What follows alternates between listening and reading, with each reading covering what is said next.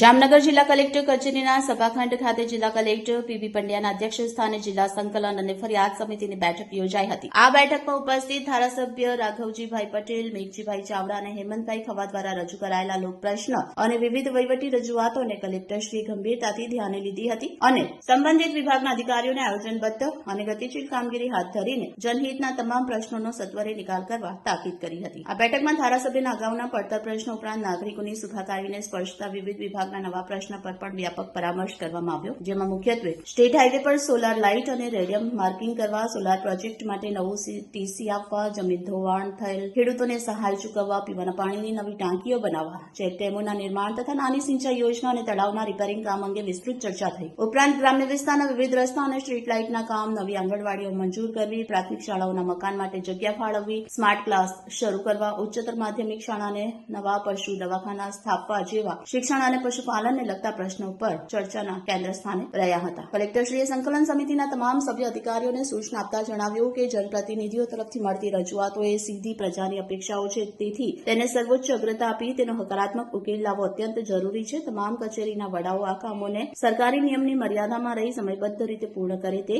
અપેક્ષિત છે।